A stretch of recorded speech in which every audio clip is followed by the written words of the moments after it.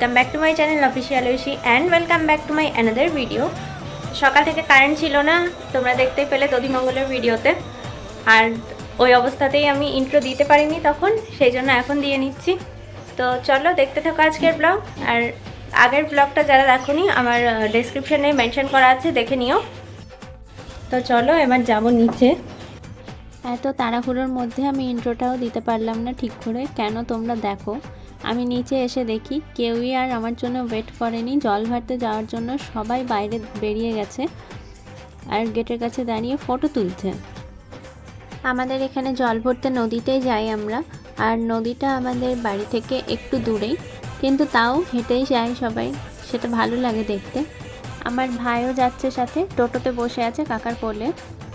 বাড়ি থেকে বেরোলো কি না সামনের দুটো, মানে আমার বোন আর ভাইজি সমানে সারা রাস্তা নাচতে নাচতে গেছে। আর এই হচ্ছে আমার ফুল লুক, দেখে নাও তোমরা। আর এখানে সকাল থেকে প্রচণ্ড বৃষ্টি হচ্ছিল, মানে মনে হচ্ছিল যেন বেরোনো যাবেই না। তো যাই হোক, বৃষ্টিটা থামে একটুর জন্য, ঘাটে যাই, গিয়ে পৌঁছাই যেই ঘাটে নামতে যাব, আর সেই সময় ঝমঝম করে একবার বৃষ্টি নামলো। এখানে আমি ফাস্ট ফরওয়ার্ড করিনি তোমাদের দেখানোর জন্য বৃষ্টিটা ঠিক কতক্ষণের জন্য হলো। ওদিকে আমি নিচে দাঁড়িয়ে আছি আর বলছি যে বৃষ্টি হবে না, কিন্তু হ্যাঁ এটাও ভালো ছিল যে রোদ ওঠেনি, কারণ রোদ উঠলে ফটোগুলোও সব চলে যেত। রোদটা না ওঠাই ক্যামেরাম্যান দাদাদের খুবই সুবিধা হয়েছে। তোমরা দেখতে পেলে তাহলে বৃষ্টিটা কতক্ষণের জন্য হলো।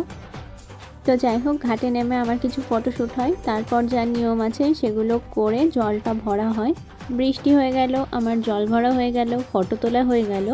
বাড়ি আসার সময় প্রচণ্ড রোদ উঠে গেছিলো, তো যার জন্য টায়ার্ড হয়ে মুখ কালো করে সবাই বাড়ি ফিরেছি। সেই সময় আর ভিডিও করা হয়নি, মানে বাড়ি ফেরার সময়। তো আমরা বাড়ি ফিরে যাই প্রায় 9:30টার দিকে।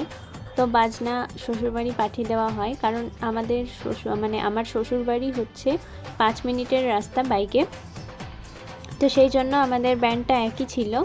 এবার ব্যাপারটা হলো যে আমাদের হলুদ আসার কথা ছিল, মানে বরের কাছ থেকে হলুদ আসার কথা ছিল আমাদের বাড়িতে 11টার সময়, কিন্তু সেই হলুদ আসে বিকাল 5টার সময়। এদিকে আমি কোনো মেকআপ আর্টিস্ট বুক করিনি, কারণ আমি নিজেই মেকআপ আর্টিস্ট, আর আমার ইচ্ছে ছিল আমার বিয়েতে আমি নিজেই সাজবো। তো সেই জন্যই আমি কোনো মেকআপ আর্টিস্ট বুক করিনি। তো যাই হোক, এই সব হলুদ আসার পর রিচুয়ালসগুলো করতে করতে প্রায় 6টা বেজে যায়।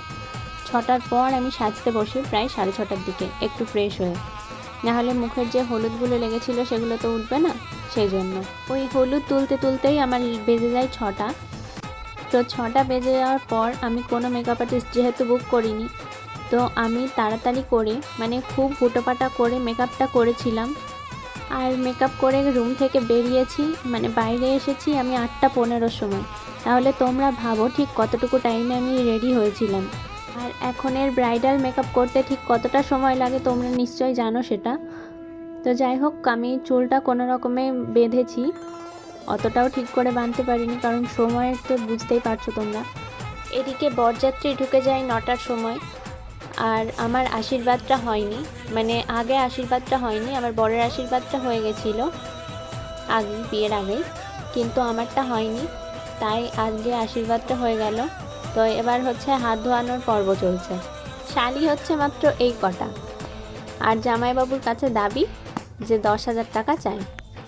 তো যাই হোক, একটু দরদাম করে, ঝামেলা না মানে একটু দরদাম করে টাকাটা ওরা পেয়ে যায়, ব্যাস হাত ছেড়ে দেয়। আর এখানের একটা ভিডিও আছে যেটা এখন আপাতত আমার কাছে নেই, তাই এই ভিডিওতে দেখাতে পারছি না, পরে আমি কোনো শর্টসে তোমাদের সাথে শেয়ার করব সেই ভিডিওটা। তো ওদিকের কাজ হয়ে যায়, এবার এদিকের কাজ শুরু, মানে এখন হচ্ছে দৌড় ধরা, এখন আমাকে বাইরে নিয়ে যাবে। তো এখানেও তাদের দাবি মেটাতে হবে। তো যাই হোক, এসব করার পর আমাকে বাইরে নিয়ে যায়, আর এদেরও মিটিয়ে দেওয়া হয়। আর আমার দিদির অবস্থা দেখো।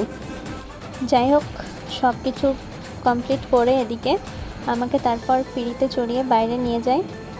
এবার বাঙালি বিয়ের যা নিয়ম থাকে, 7 পাক ঘোরানো, শুভ দৃষ্টি, মালা বদল, বিয়ের যা যা কাজ মানে পরপর হয়, সেগুলো তোমরা দেখতে থাকো এবার আস্তে আস্তে।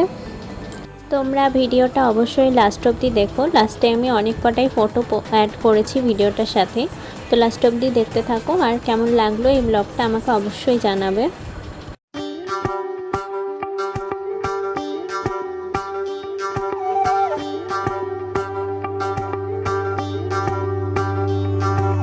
শোধিতং হৃদয়ং তব তদাস্তু হৃদয়ং মম। এক জীবনের রোদ্দুরে তুমি হয়ে থেকো ছায়া সম। ভালোবাসা ছিল এতদিন একা একা, প্রজাপতি এসে বসেছিল তার কাঁধে। ঠিক তারপরে তোমার আমার দেখা, এখনো মানুষ এভাবেই ঘর বাঁধে।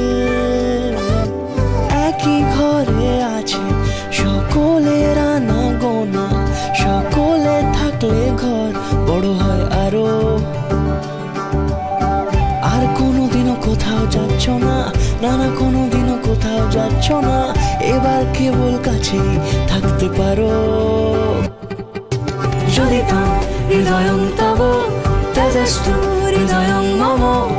এক জীবনের রোদ্দুরে তুমি হয়ে থেকো ছায়া সম। প্রজাপতি ঘরে বাড়ি ও বাড়ি রোজ, কত জানলায় কত যে গল্প থাকে। কেউ পেয়ে যায় শুরুতেই তার খোঁজ, কেউ দেখা পায় অনেক অনেক দূরের বাঁকে। তবু ভালোবাসা কখনো হয় না খালি, মন ভেঙে গেলে সানাই সুতোয় জোড়ে।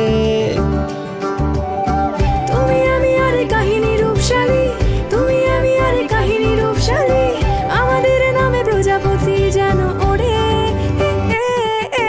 শোধিতং হৃদয়ং তব তদাস্তু হৃদয়ং মম। এক জীবনের রোদ্দুরে তুমি হয়ে থেকো ছায়া তো সম। ব্যাস এদিকের কাজ কমপ্লিট। এবার নিয়ে যাওয়া হচ্ছে আমাদেরকে বাসর ঘরে। সেখানেও আবার কিছু নিয়ম কানুন আছে। তো এখানে খেলা হয় অনেক কিছু, সেগুলোই হচ্ছে এখন আস্তে আস্তে। তো বিয়ে টিয়ে সব শেষ, সারাদিন না খেয়ে আছি, এবার তাই খেতে বসেছি সবাই একসাথে। বোনও আগে খেয়েছিল কিন্তু ও আবার বসলো আমাদের সাথে। যাই হোক, সাজানোর পর ছাদনাতলাটা এরকম লাগছিল, আর আমার বসার জায়গা হচ্ছে এটা, আর এটা হচ্ছে গেটটা। ডেকোরেশনটা তো খুবই সুন্দর হয়েছিল। এটা হচ্ছে বর যেখানে মানে বরযাত্রী বসার জায়গাটা। তো চলো আজকের মতো ব্লগ এখানেই এন্ড করছি। সকলে ভালো থেকো, সুস্থ থেকো, চ্যানেলটা সাবস্ক্রাইব করে দিও অবশ্যই। Thank you.